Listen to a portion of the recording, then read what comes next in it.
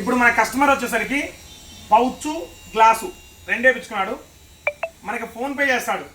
PhonePe చేయనా clear కది ఒక్కసారి ఫోన్పే చేస్తాడు చూడండి.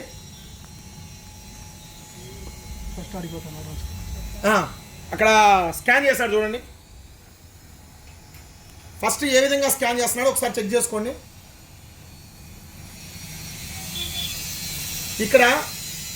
ఇక్కడ చూడండి, మెయిన్ ఫోన్పేలో ఏం పేరు వచ్చిందో మొత్తం చూసుకున్నాడు.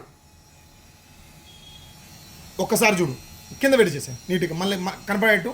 ఎందుకంటే మీరు చూడండి ఒకసారి, బయట ఫ్రాడ్ స్కామ్స్ ఎలా జరుగుతుంది. ఖచ్చితంగా ఇది షాపుల వాళ్ళకి మాత్రమే. ఎందుకు చూడాల్సింది ఏంటంటే, ఇప్పుడు ఫోన్పేలో డబ్బులు కొట్టించుకుంటున్నారు. డబ్బులు కొట్టించుకోవడం వల్ల ఎలా ఫ్రాడ్ చేస్తున్నారు అనేది మీకు బయటపడడం కోసం ఈ వీడియో చేస్తున్నా. ఒకసారి దానికి కానీ ఇక్కడ ఒకటి ఫేక్ పే, ఫోన్పే లాగానే ఉంటుంది సేమ్.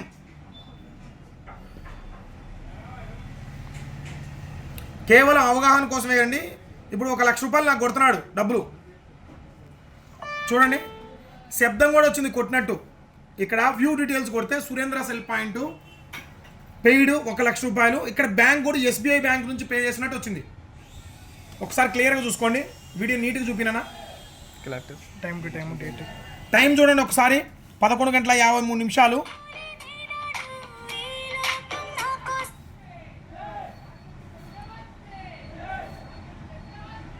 11:53. Date 26 July 2024. సో ఒక ట్రాన్సాక్షన్ ID కూడా వచ్చింది, పేరు వచ్చింది, అండ్ ఇక్కడ బ్యాంక్ డీటెయిల్స్ వచ్చినాయి. కస్టమర్ ఏమనుకుంటాం, ఇంకా మనం చూసుకునేది ఏంది, డబ్బులు ఇచ్చి పంపించు, అన్నయ్య ఆడిపోతాడే అనుకుంటాం, తమ్ముడి ఆడిపోతాడే అనుకుంటాం. కానీ ఇక్కడ ఫేక్ పే చేసింది. ఒకసారి చూడండి, యాప్ చూడండి, ఇంక ఇది ఏం పని చేయదు.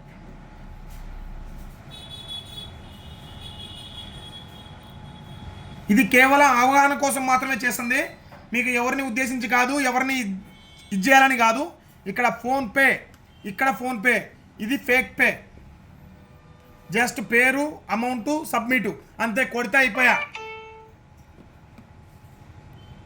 ఇక్కడ చూడండి, ఇక్కడ మామూలు ఫోన్పేలో QR చేసుకొని దాన్ని ఎలా నేమ్ వస్తుందో అలానే కొట్టి మీకు పోతున్నారు. చాలా జాగ్రత్తగా ఉండండి, బిజినెస్ చేసుకునే వాళ్ళు చాలా జాగ్రత్తగా ఉండండి.